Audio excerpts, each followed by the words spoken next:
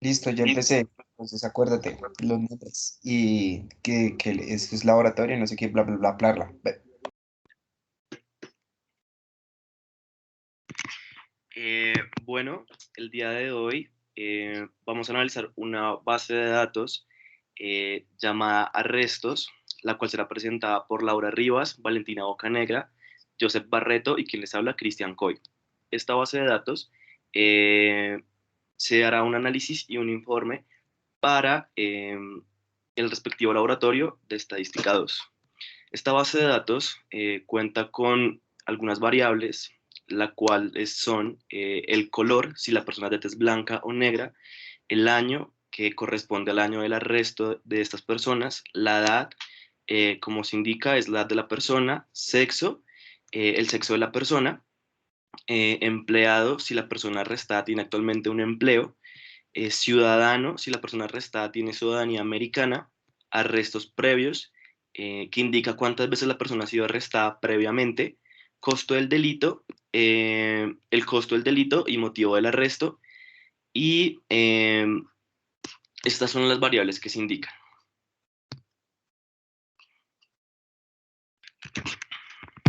Vale, entonces en esta tabla se muestran todas las medidas de tendencia central trabajadas y se analizarán.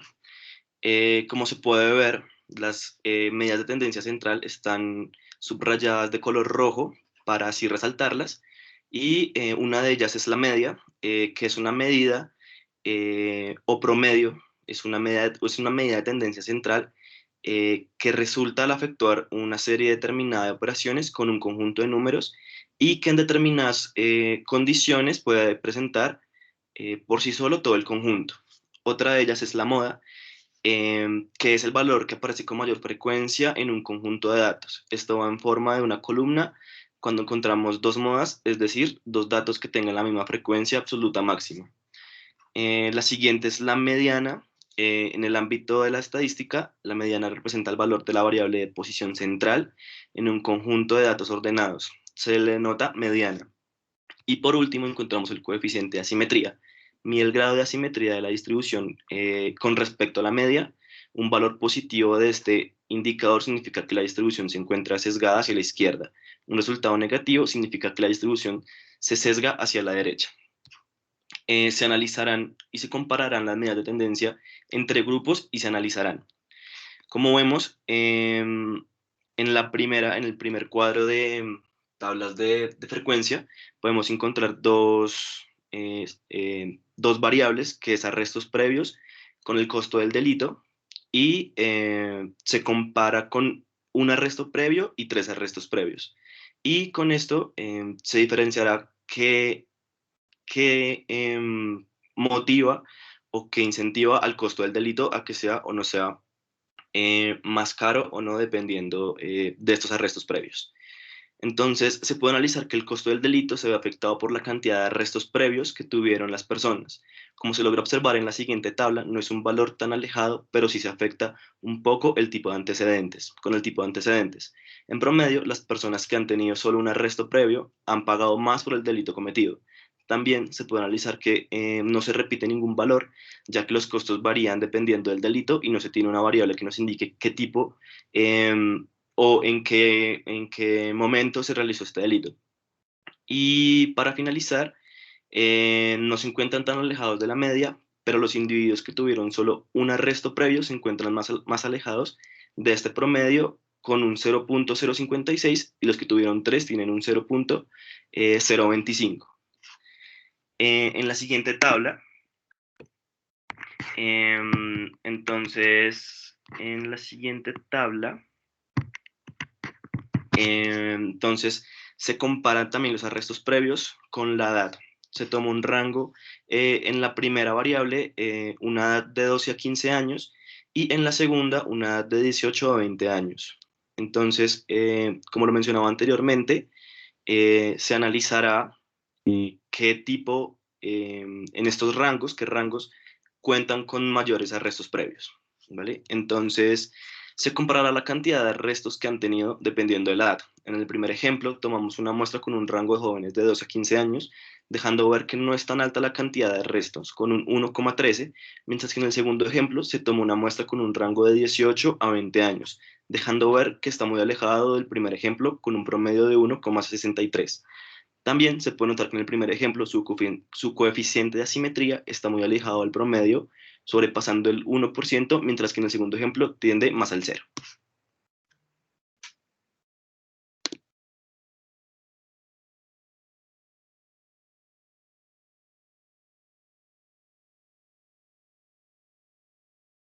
Bueno, en este caso vamos a hablar de las medidas de dispersión.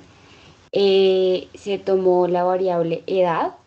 Las medidas de dispersión son el rango donde se pueden mover los datos, es la distancia entre el máximo y el mínimo, y entre más dispersos estén, el rango es mayor. La varianza y la desviación tienen una relación, entonces si tenemos la varianza podemos tener la desviación y viceversa. La desviación, entre más baja sea, indica que los datos tienden a estar más agrupados cerca de la media, y entre más alta, tiende a explicar que los datos se extienden sobre un rango de valores más amplio.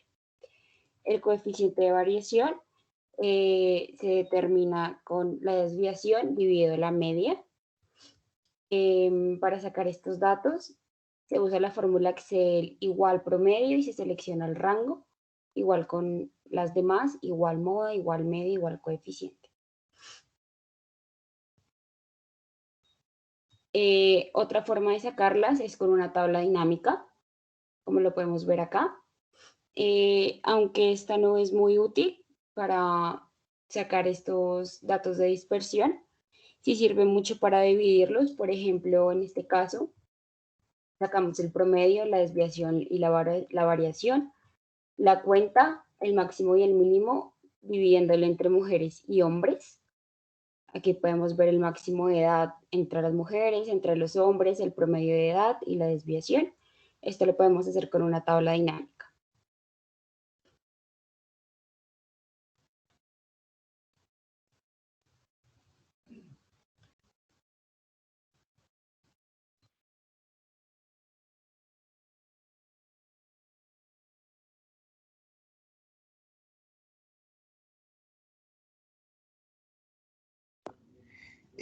Bueno, en este punto lo que vamos a ilustrar son los gráficos y las comparaciones que hicimos para cada variable.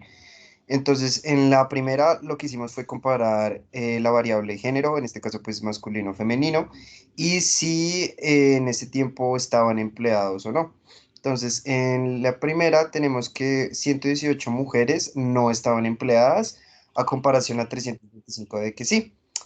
Y tenemos un total de 443. En el caso de los hombres tenemos mayor rango de datos, ya que 997 no estaban empleados y 3786 hombres sí lo estaban.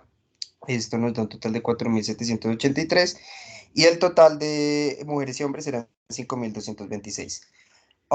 En el primer gráfico pues podemos ver lo que ya dije anteriormente, los valores, y en el segundo podemos ver pues en el género cuáles datos tienen un poco más de porcentaje. Entonces, en el caso de los hombres hay 89% de porcentaje en el 100% de los datos, y en el caso de las mujeres solo 11. Baja, por favor.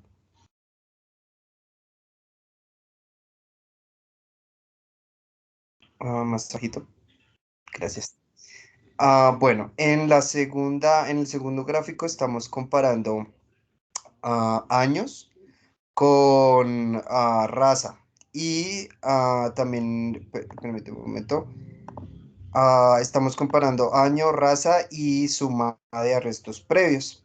Entonces tenemos que en 1997 en la raza blanca solo fueron arrestados previamente 267 personas, perdón, 267 personas de color negro y 637 personas de color blanco en el año de 1997. En el 1998 también tenemos pues lo mismo, 486, 974 para los blancos, 542 para negros, y para los blancos 1244. Podemos analizar de esta información que hubo más arrestos para gente blanca previos, hubo más arrestos previos para gente blanca que para gente negra.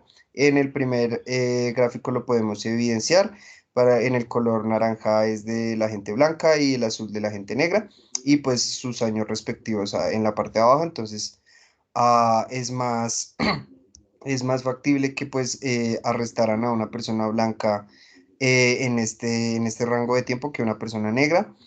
Y en el segundo gráfico, pues podemos evidenciar los porcentajes que tiene cada año en respecto al 100% pues como tal de las variables. Por favor, puedes bajarla. Gracias. En el tercer gráfico estamos comparando el raza con si era americano o no era americano. Entonces, podemos evidenciar que en la raza negra hubo 367 personas que no habían nacido en Norteamérica o no eran estadounidenses, y 921 personas que sí lo eran, para un total de 1.288 personas. En la raza blanca podemos evidenciar 404 personas que no lo eran y 3.534 personas que sí lo eran. Acá pues tenemos el gráfico, podemos evidenciar que o sea, hay más gente de tez blanca que es americana a comparación con los de tez negra. Y en el segundo gráfico podemos evidenciar los porcentajes. Entonces pues podemos evidenciar que la raza blanca tiene un poquito más de relevancia que la negra en este estudio.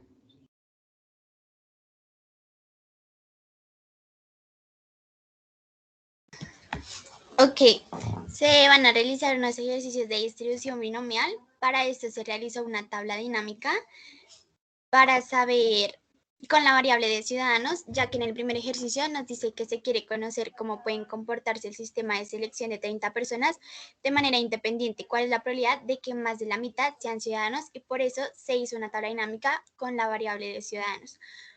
Entonces, para calcular la probabilidad de éxitos, por la tabla dinámica, como nos están pidiendo que cuál es la probabilidad de que sean más ciudadanos, entonces se coge el valor de los que sí son ciudadanos sobre el valor total de todas las personas, y así se saca la probabilidad de éxito. El número de ensayos será la gente que son ciudadanos y el número de éxitos son las personas seleccionadas que nos dan en el enunciado. Al hacer la distribución, la fórmula será distri.binom.n. Se coge el número de éxitos, luego se coge el número de ensayos y luego la probabilidad de éxito, y para saber si es verdadero o falso se mira en el enunciado, y cuando es mayor o menor será verdadero ya que se acumula, y si es igual será falso. Para el segundo ejercicio dice que en la muestra de los ciudadanos 771 no son ciudadanos. Determinar la probabilidad de que en una muestra de 2.300 se encuentren 332 personas que no son ciudadanos. En este caso nos están pidiendo que no sean ciudadanos. Entonces la probabilidad de éxito serán los 171 personas que nos dan en el enunciado que no son ciudadanos sobre el total de toda la muestra, que son 5.226.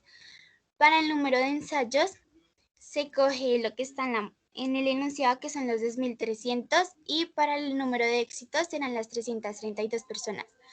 Para la distribución será la misma fórmula y nos dará un valor de 2.16%. También se realizaron unos ejercicios de distribución normal. En este caso, el primer ejercicio se realiza un estudio sobre los arrestos previos que las personas tuvieron. Según la tabla de datos, se han obtenido una media de 1.6 con una varianza de 2.4. Se han arrestado a 16 personas. ¿Cuál es la probabilidad de que hayan arrestado menos personas? En este caso,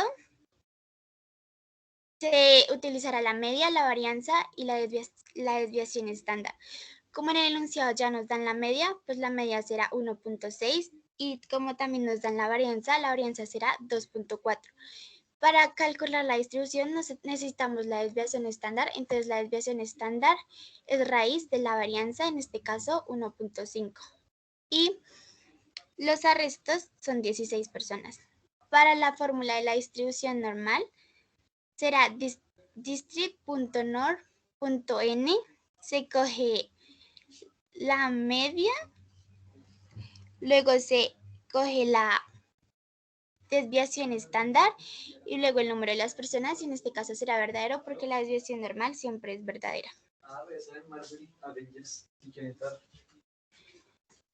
Para el segundo ejercicio dice, se realiza un estudio sobre los arrestos de las mujeres. Usted sabe que los arrestos se comportan normal con una media de 76,86 con una desviación de 55.25. Usted hace el cálculo y sabe que hay entre 0 y 147 arrestos de mujeres. ¿Cuál es la probabilidad de que una mujer seleccionada al azar sea arrestada dentro de este rango? En este caso, como ya nos dan la desviación estándar, no es necesario poner el valor de la varianza. En este caso, como nos están pidiendo la probabilidad como nos dicen que hay entre 0 y 147 arrestos, se va a calcular la distribución de ambos, que de los 0 arrestados será 0,0821 y de los 147 será 0,8979. Al hacer eso, para saber la distribución será coger el valor de los 147 y restarles los de los 0 arrestados y nos da una probabilidad de 81%. Muchas gracias.